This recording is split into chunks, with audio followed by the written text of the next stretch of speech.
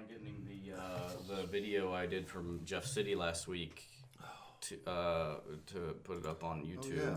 And the sun was just incredible, like the corona and all that. Yeah, because you can take your glasses off whenever it covers the sun. So we're at 2.5 minutes. You can look at it. I got video of it, and then I video also of our reaction. Like we were at a park on a down slope, and you can see people down with us, and you hear the bugs and start to come out and start to sing, and then the birds all go to the trees, and it's fucking awesome. Yeah, that is awesome.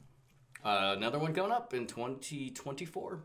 Must be stopped, no matter the cost.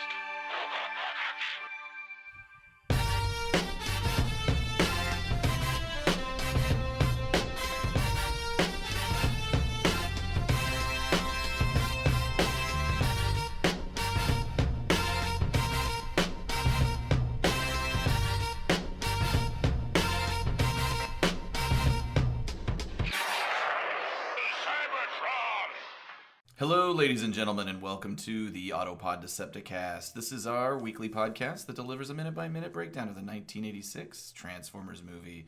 This is your episode 26. We'll be covering from 25:01 to the 26-minute mark. And joining me to talk about this minute in all black, my somber, sadness-stricken associates. I am in mourning. I am Ryan, and I am in mourning. I'm Caleb, and there is no God. I mean, what can we say? These are rough times. Ugh. Prime is dying.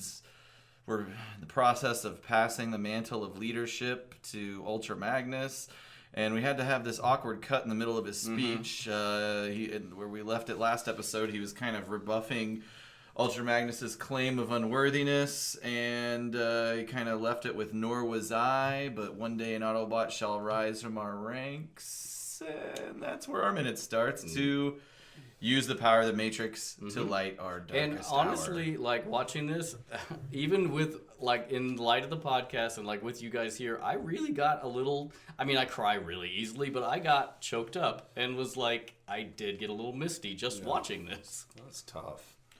It is. It's everything is done so well, from the animation to the music to the, and I'll get more into that kind of as we proceed through the minute. But it was just, they were able to sonically shift the tone from bereavement to kind of wonder and awe, and then back to bereavement. But it was effective. It was not. It wasn't harsh. Yeah, it's great. That shift back to bereavement, especially. But we'll cover that later. So Prime opens his chest. He reveals the some really interesting circuitry in there that we'd never seen before. It's really pretty and intricate in there. I love the design of the Matrix too, which is kind of pretty unique. It's interesting, and this is another thing of presumably all Autobots have a cavity for the Matrix, just in case maybe not Wheelie, but just in case they become the leader. I don't know. Yeah, that's a good question, because when Ultra Magnus receives it, he just casually puts it inside his cavity. That sounds so filthy. Well, I knew you would say something. I was going to get into that at some point about talking about the false modesty on Ultra Magnus. I'm just a soldier. It's you have a perfect Matrix hole in your chest. Matrix hole.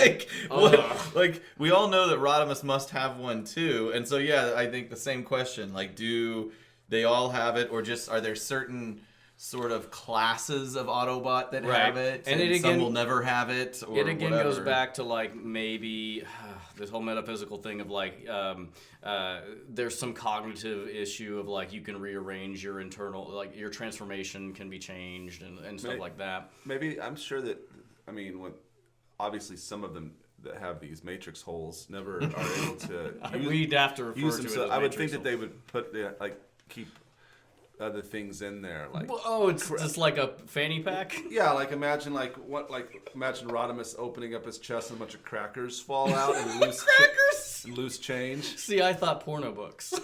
Right. Yeah. Either way, he's a slob. He doesn't use his Matrix hole garbage. for what it's Empty. used for. It's old, like crinkled up aluminum cans. Empty styrofoam cups from the gas station. I mean, he is the party boy of the Transformers, true. right? So why not? Bags of cocaine. Oh yeah, Like just it's a drug an mule. ashtray with like hundreds of cigarette butts. Oh, it's funny. So- Back to the dying. Yeah, so this animation here, we keep talking about we're going to do research on how animation is done, but this whole crystalline why not? orb of shimmering amazingness is Yep. pretty awesome.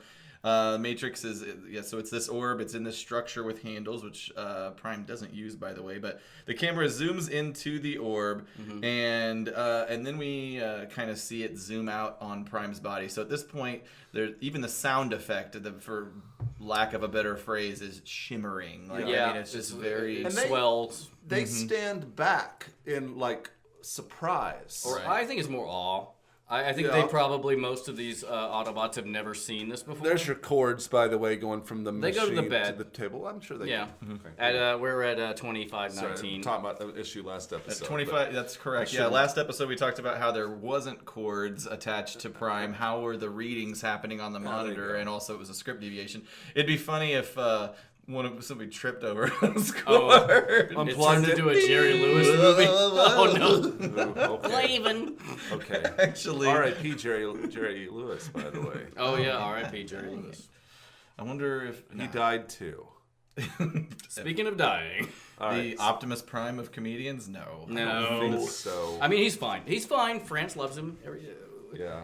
Everything's good. France's Optimus Prime of comedians. So Prime is going to reach into his chest. Let's see if you guys can spot the animation error All here. right. Okay. Pause it. It's paused, and I'm getting At better. 25-21, and we're going and forward. did you see it? No, it's already happened. No, No, I didn't. do it again. Let's see if I can reverse it. I bet I frame know. by I bet I frame. already know. It's, Oh, there's a double matrix. There's a double matrix. What second are we at here? that's weird. We are at 25-22. Yeah. When Prime lifts the matrix out of his chest, there's a second matrix in his chest that does not have the glowing orb inside it. That's right.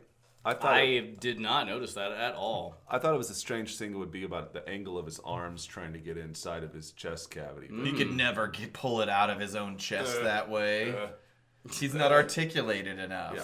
So, but Wow. that's weird. So maybe that's symbolic of like he's given the leadership away, but then he's not really giving it. And I he mean, doesn't really. He gets it back twice after Yeah. this. So everybody pretty much agrees that if he's around, he should just have that Yes, thing. and even to the point of like in the ones where he comes back the first time, Hot Rod forces the, well, Rodimus forces the Matrix upon him, even though Optimus is like, no, take it. Damn it, Hot And for reason I do not remember, it makes him evil. I think he was already sort of screwed up. Anyway, I don't Yeah, know. we don't have to cover that. So Prime, as we said, he's reached into his chest. He's pulled out the Matrix. He's handing it towards who we would assume is Ultra Magnus. But then he Drops it. and he speaks his final words until the day Till all are one. which is awkward phrasing to me, but I that's, don't like the until Yeah. together. Yeah, it's a repeated word, but Why can't we just say until the day when listen, all are one? he is not in good shape. no. Fuck, Prime. Be like articulate with your You're, language. you're waiting for like someone in the room to like correct him. Little Prime. Prime shouldn't. Yeah, it'd be Perceptor. I don't believe you're Prime. using the correct verbiage. I mean, do you want to repeat that word? And then Maybe just take- like Tupac, Prime's final words would be Fuck you. Perceptor. Perceptor. So Prime loses strength in his hands, and the Matrix tumbles from falls his fingers. from it. Gosh, it's just like even that is sad. Like like this is Yeah. it. 25, 28. Yeah. The Matrix falls towards the ground. Everybody runs toward it. Yeah, everybody's trying to recover it, and Hot Rod happens to be the one that scoops it up. And at this scene is very mystical. This is where the music really gets shimmering, I think, at this part. And this is where their tone really changes again from somber to spiritual. And we realize there's kind of some sacred Autobot magic taking place here. It's but pretty heavy-handed with the foreshadowing. it really is. It What? really- That the whole screen turns blue. He holds it up. really blinding, and even the shadow shifts somehow. So, the instant Hot Rod catches it. There's an interesting pulsing, highlights, shadows. He stands up, lifts the Matrix upward, and as a kid, this entire moment, I mean, I think it did what it was supposed to do, which is to indicate that Hot Rod is supposed to be the guy. But what I also wasn't sure of, or was always questionable to me, was that I thought that maybe Hot Rod became the guy because he was the first one to touch it. The Matrix? Like catching the bouquet at a wedding. Exactly, right, exactly. So maybe. So if he hadn't have caught it, maybe if it would have landed in Ultra Magnus' hands first, it wouldn't have imprinted on... God, what if it would have landed in Daniel's hands? That'd been awesome. It would have crushed him. Excellent. Ow! It's just one of the many times he dies in this movie. Leg. And as a kid, I remember so dumb, like kid rationale of thinking like, oh, he could have just taken it there and everything would have been great. And I'm like, I know as an adult they were like, he's not not morally, but he's not ready yet. Yes, ready. He's not. He needs to get some experience. Yeah, but wasn't the right time. That's right. We needed to have some more movie first.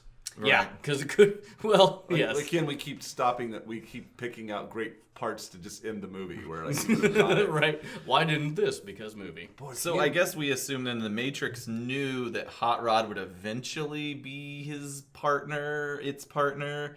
And this was just a visual storytelling foreshadowing, if you will.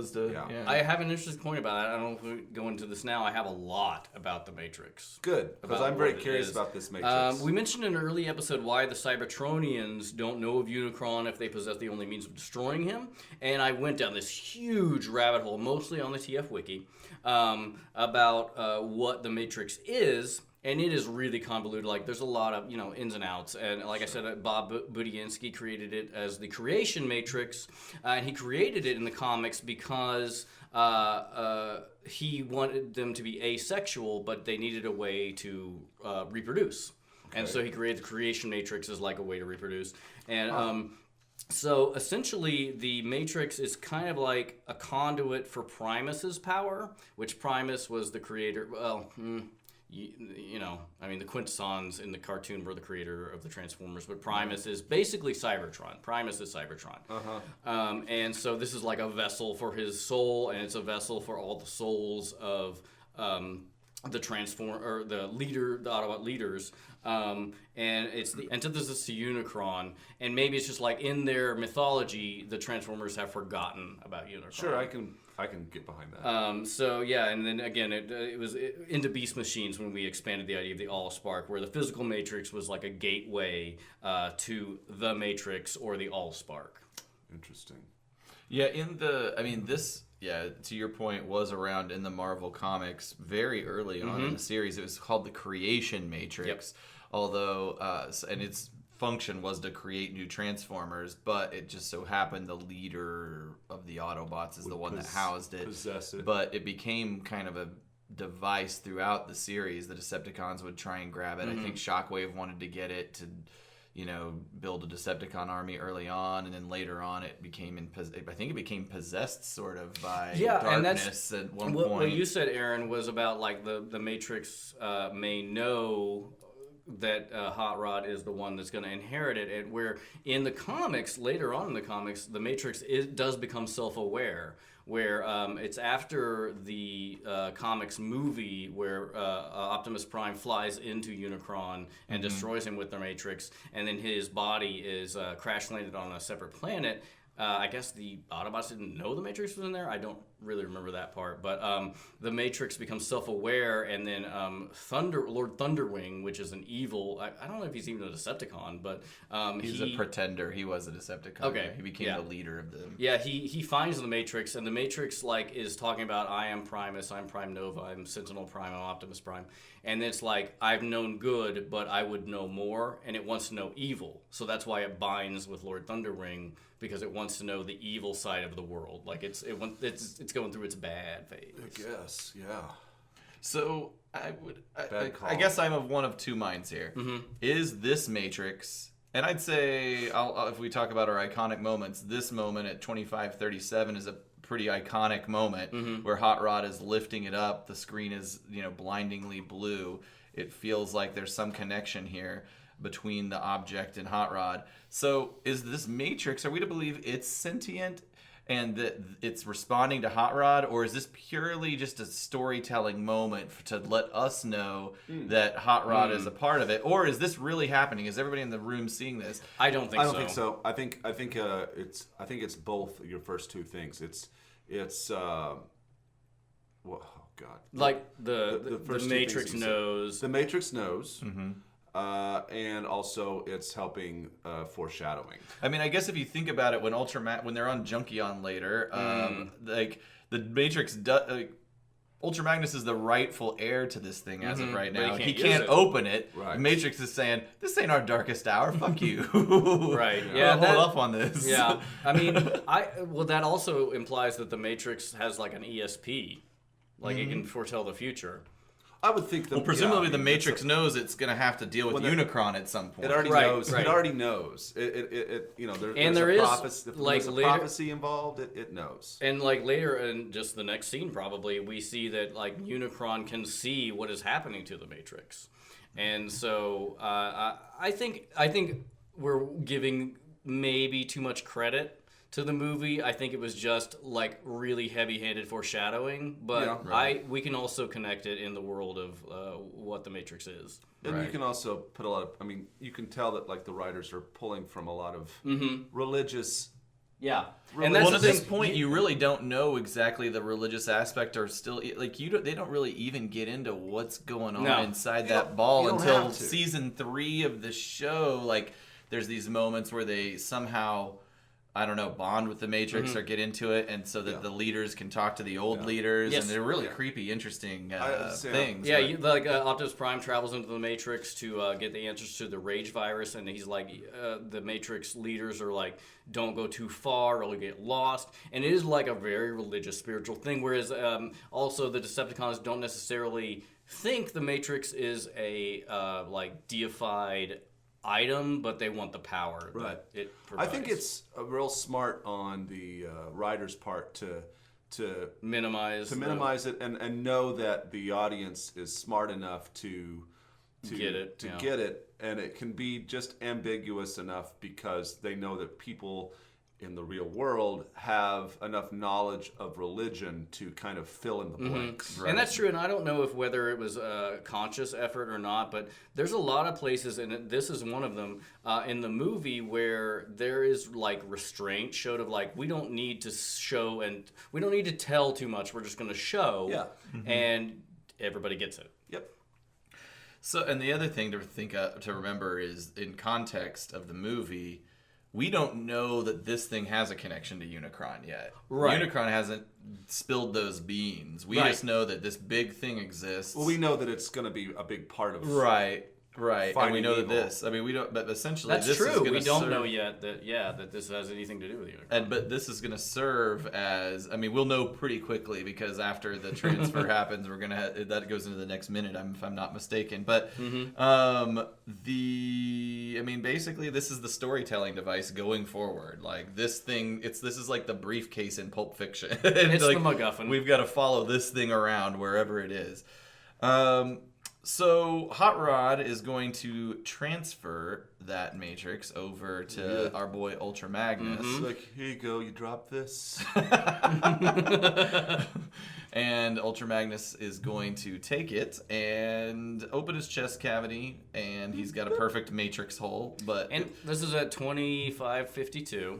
I think we have the same point, maybe. about him struggling to fit The it double tap. in the cavity. Yeah, it is always. I always looked at it as an interesting moment, and I think post watching it as a kid, I looked at it as foreshadowing that he wasn't the true leader. Oh, I that didn't even that it didn't think of fit that. perfectly in his chest. But a lot of other people will say it's an animation error, is what my research said. I How can't can it be imagine- an animation error? But I can't imagine them.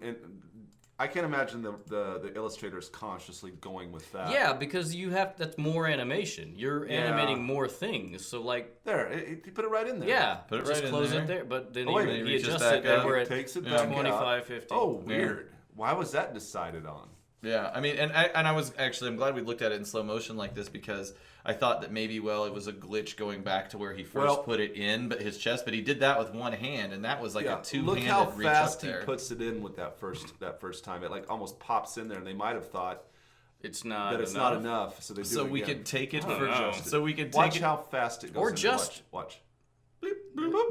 Nah, See, there's this- Just readjust. Yeah, well, I mean, maybe just use the second take then. It could be. It could just be that we're way looking into it. I don't Yeah. know if it is just if it's not meant to mean that he's not the true leader because it doesn't fit perfectly. That's Fine, pretty deep. But why do this adjustment thing? That's Yeah. totally unnecessary. Why at all? I don't know. That's interesting. I think But- we're overthinking it, but at the same time, Also- it was done. Yeah. So here, I mean, not to jump way ahead, but why is Hot Rod the only one who evolves whenever he gets the Matrix? We've talked about this. Doesn't Prime change? But you're saying No, he doesn't. He doesn't change form. Because whenever Prime is created as a battle form in the original episodes, he is just the form he is. Right. So he gets the Matrix and he just becomes leader from Sentinel Prime. But here, Ultra Magnus gets the Matrix, doesn't change at all. Hot Rod evolves like a Digimon I or think something. it has I don't to know. be. I think they have to do something to show. I mean, Like he's the rightful heir? No, what I think that this story is ultimately about Growth. growth, Change. change, and responsibility, and yeah. I'll tell you why, because they had 2 toys to sell. But Well, yeah, Is that the real answer? But they had to do something. I mean, so they had to symbolically and show him mature. Yeah, maybe. I guess maybe also like Ultra Magnus looks leaderly. Like he's a Well, big he's already statuesque, like somber character, and Hot Rod looks like a fucking teenage kid robot. I would posit that, and we can do the research, and this probably the time to pick this up is probably towards the end. Yep. But I know, I jumped ahead. But I would guess a couple of things. It's probably not the toy thing necessarily, because I think at this phase in the design world, they were designing toys to fit the story, not retroactively writing a story around toys that existed. So it's probably not that. I think that probably they felt like, for the viewer, your only leaders have trailers, and I feel like maybe true. it just was maybe like a connection to leadership, that this guy's got to have a trailer now, and so now he's a Winnebago or something instead of just and maybe that trailer, just like the midlife crisis young man in the sports car ultimately gets the Winnebago and retires. It's like maybe I think that's it's a little more- too deep, but I think it's just a symbol of like they're writing it leadership. for, It's for kind of a lot of kids that are on the cusp of becoming adults, and the challenges and that face you on becoming a responsible. it's symbolic of the new burden that he has responsibility. So he's for. going through puberty.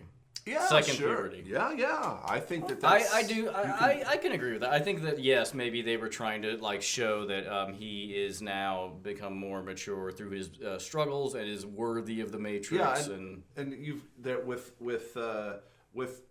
puberty becomes pubes. So the trailer is I was Hot gonna Rod's say pubes. something a lot more.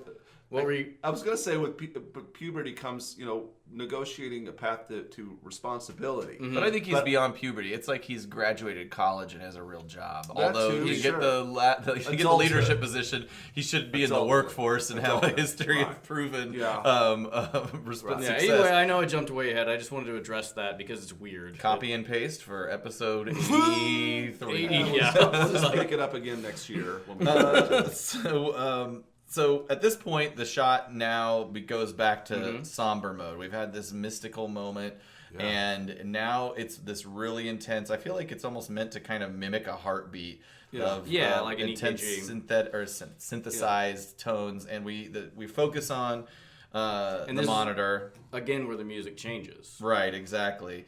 And the monitor and the music are kind of in sync, and that's where the movie basically it's sort of the 25:58. flatline that moment. Is our minute ends. So got Flatline. Yeah, it flatlines, and then our next minute begins with some more sadness. More death process. Yeah. Voice actors. So obviously there is nothing new from the movie standpoint, but I thought I'd take a second. I thought I maybe already talked about this, so if I did, we can edit this out, but everything seemed new to me when I looked it up. And that is Jack Angel. He took over for the voice of Ultra Magnus after the movie. And we talked about. I actually asked because I was like, Robert Stack certainly didn't continue with that voice, and I was like, who did? And that I think was the extent of it. Okay, maybe so. I couldn't find it in my notes. So he was actually, Jack Angel was a very popular radio personality in Los Angeles. He was a big deal, and also did stage productions. And he started doing voiceover work in the 70s.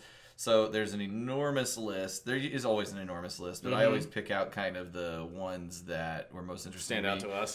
Super Friends, Scooby-Doo, Spider-Man. He was a very utility player. Most of his credits are additional voices, but the character actor of voice actors. Right, exactly, basically. But which is interesting because he had a very his Ultra Magnus voice was very magnanimous. He did a great job with it. But Snorks, he was King Zarkon in Voltron. He was Wetsuit in G.I. Joe. Tailspin, Darkwing Duck. He did a lot of Disney stuff. I didn't know Kid and Play had a cartoon. I did not know that either. Roger Rabbit, Aladdin, a lot of Disney stuff, a lot of Pixar stuff. He, in live action, did a lot of voices. So anytime there was kind of a weird voice... he was Beetlejuice, the movie AI, Fifth Element. In Beetlejuice, I think specifically he was the voice of the minister that was marrying them. Do you, Beetlejuice, take? Okay. I think he did that voice. Yeah.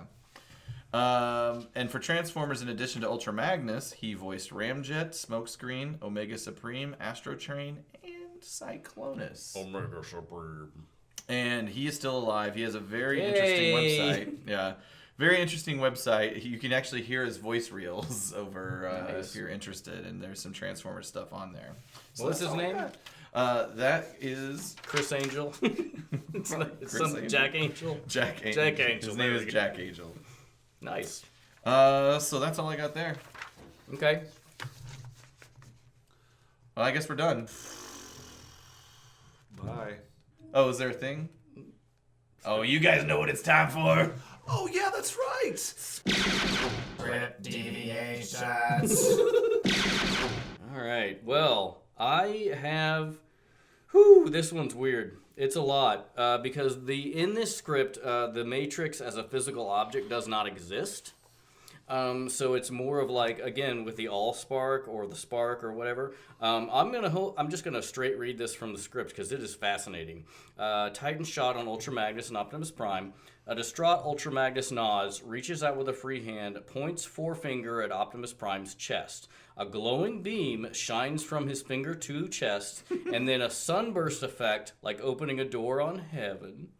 A door in Prime's chest opens, revealing a pure white light, and a column of that light goes from Optimus's chest across to a similar spot on Ultra Magnus's chest, where a similar door opens to let that column of light in. Then Optimus Prime's life spark floats out.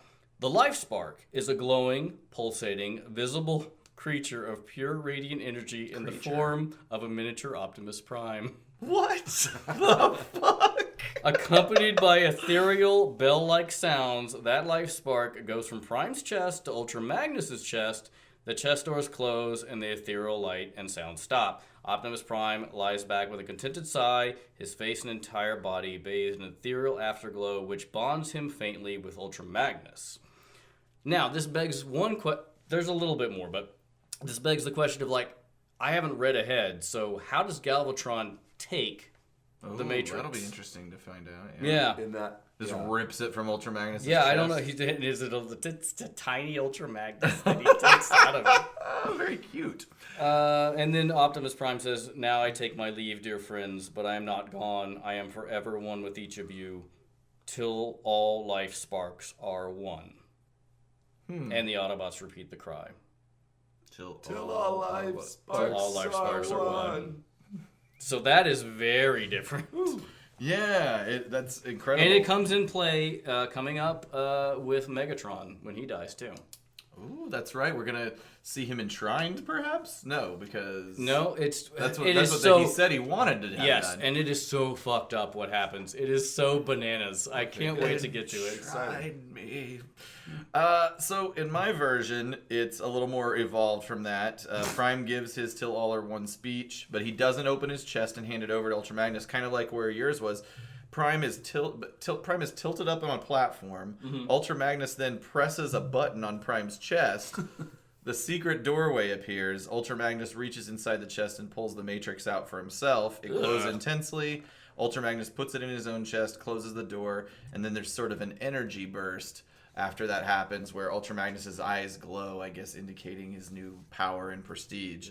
I kind of like that. I wish they'd included that. In both of these versions, there's no mention of the hot rod Yeah, that's intervention. true. I didn't even pick up on that. You're right. At some point, they had to decide we need to clue the audience in. Again, a I think that was little like Foreshadowing. was like a studio note where they're like, "Hey, we need to fucking the kids aren't gonna get it if they don't know the right. hot rod's gonna." That's not even an accent. I don't know what I I'm mean, doing. well, think about if that scene didn't exist. How weird would it be at the end of the movie when Hot Rod? Yeah. That's true. That's true. It does come out of You might fucking not really nowhere. understand It that comes that was out of supposed to no. happen. Yeah.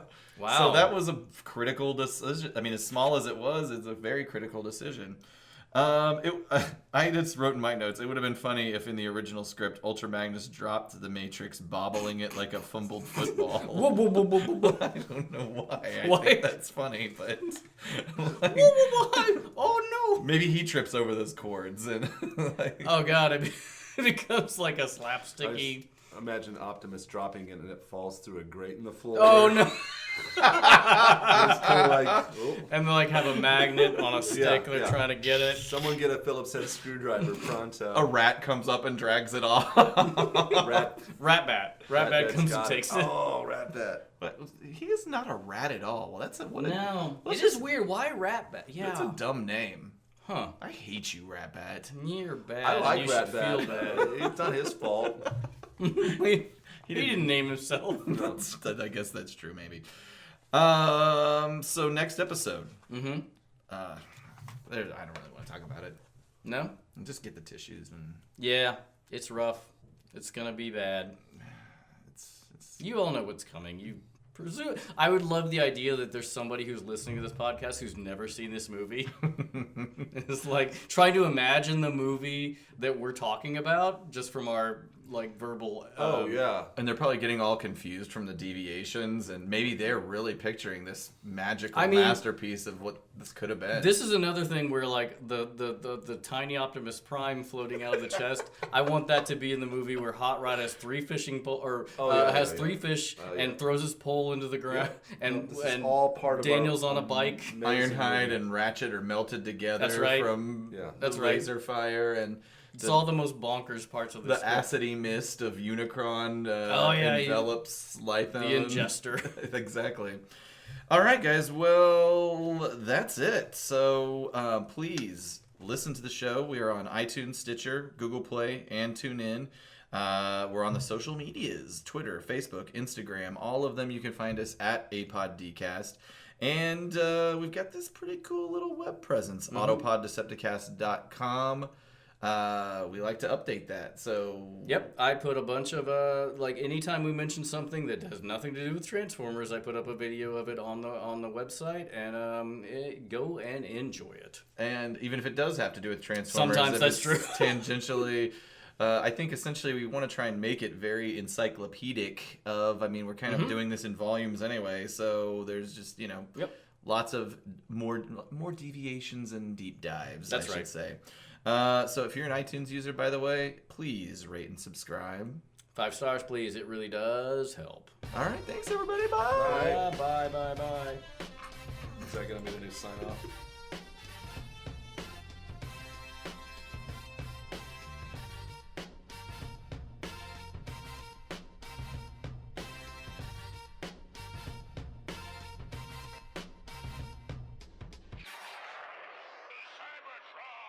Ryan, you had a sign out. I did. I think you're gonna hate it. Oh, God. All right. So my idea, and I could do this in either my voice Oh God. or no voice. Like silence. without Or a Casey Kasem voice. So this was my idea.